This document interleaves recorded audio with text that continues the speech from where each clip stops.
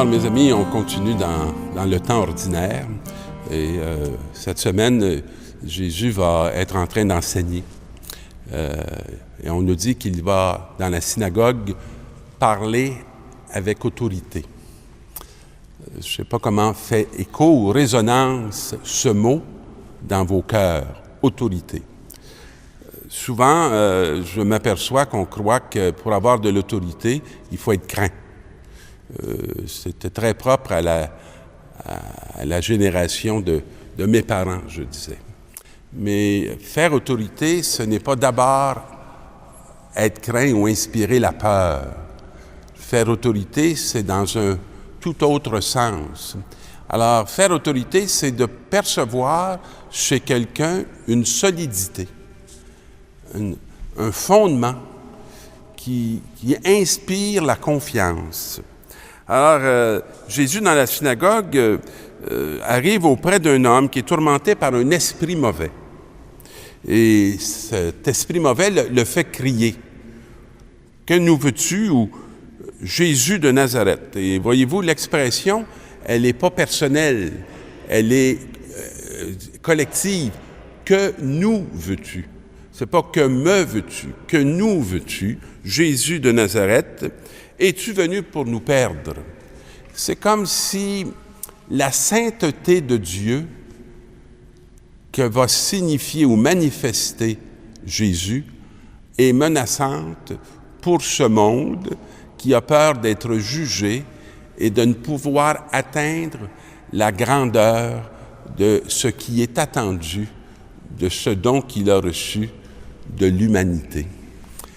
La sainteté de Dieu n'est pas là pour nous juger, elle est là pour nous révéler qui nous sommes en profondeur. Et quand on est capable de l'accueillir, je dirais, on n'en a plus peur. Et on ne veut plus chasser Jésus, mais on veut l'accueillir. Je trouve que ce texte est très actuel par rapport à notre monde qui peut avoir peur de certains enseignements, qui peuvent avoir peur de certaines interpellations qui pourraient venir de Pierre, le premier enseignant, et qui vont facilement trouver que l'exigence ou que la barre est trop élevée. La barre ne peut pas être trop élevée dans la foi, puisque celui qui va être le premier, je dirais, à sauter la barre, c'est Dieu lui-même en Jésus-Christ. Il ne nous demande pas des exploits, il nous demande davantage une reconnaissance. Et là, ce que Jésus va faire dans cette parole-là, il va interpeller et il va dire « Silence, sors de cet homme ». Alors, il y a une première réalité qu'il veut faire taire, silence. Et sors de cet homme, parce que cet homme-là, c'est comme s'il exprimait non pas une parole de Dieu, mais il exprimait une peur qui vient non pas de Dieu, mais qui vient de l'adversaire et qui enfonce, je dirais, cette humanité dans des chemins où elle se perd plutôt que où elle se trouve. Et l'esprit mauvais le secoua avec violence et sortit de lui en poussant un grand cri. Saisis de frayeur, tous s'interrogeaient.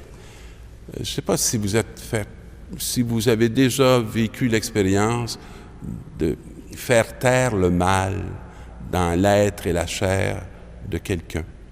Et pour le faire, ça demande une autorité qui n'est pas une autorité de domination, mais qui est une autorité, je dirais, d'être, et qui conduit la personne à passer au-delà de ce qui la détruit pour découvrir une nouvelle manière d'exister.